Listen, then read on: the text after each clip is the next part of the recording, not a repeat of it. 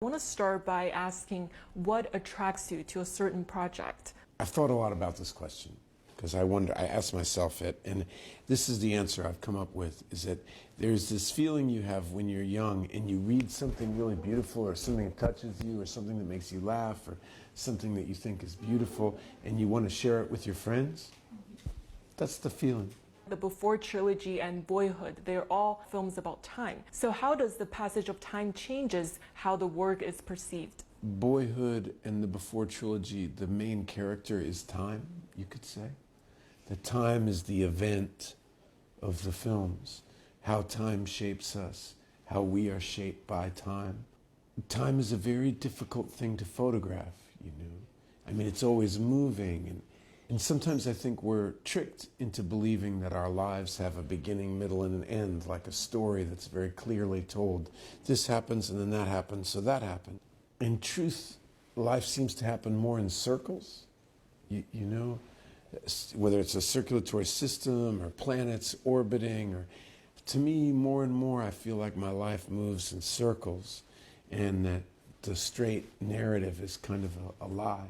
And so Richard's movies happen in circles. Well, you've done quite a lot of good sci-fi films like Gattaca and Predestination. So what's your relationship to the genre, and do you have a favorite?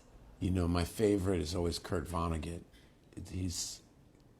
That's my favorite science fiction writer, but Philip K. Dick is pretty great too, and Robert Heinlein wrote Predestination. What is it? It's a time machine. Don't ever exceed the jump limit. Gattaca was very influential to me as a young person.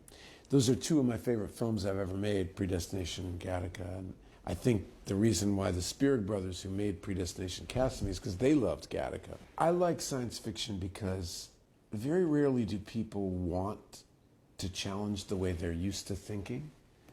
And science fiction does it in a fun way, whether it's Star Trek or whether it's Twilight Zone, whatever, but it challenges the way you think. And you also play the piano, you've also direct, like the documentary Seymour and Introduction is about the legendary pianist. So can you elaborate more on that?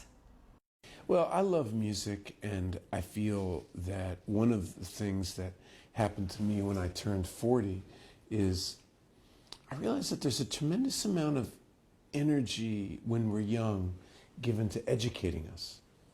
And that, you know, we look to young people and we kind of educate them to how to be an adult.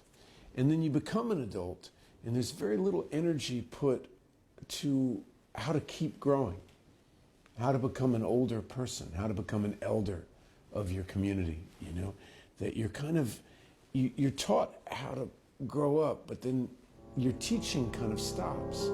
Music and life interact. Through its language, we become one with the stars. Now here comes one of the biggest... And one of the things that I find beautiful about the life of pianists, piano players, is that they know you can never be good enough. You can always keep growing. I want to keep learning. And so when I met Seymour Bernstein, and I found in him a teacher. And so I think I made that documentary as a way to spend time with him. Because in learning how to play the piano well, there are secrets to how to do anything well. You know, you're also greatly involved in stage performances. So can you tell us more about that? I mean, see, for me, acting on stage is wonderful because there's less manipulation involved. You have a direct relationship to your audience. Whereas often when I do a movie, I'll get upset when I see the final cut because I can't understand why they used that take or why they cut that scene. And by cutting that scene, they've robbed the movie of the most important essence of the character. And you just don't control it, and it's very frustrating to the actor. The stage is much more an actor's medium. You know, they say that film is a director's medium. You have a lot of power as to how to communicate with the audience.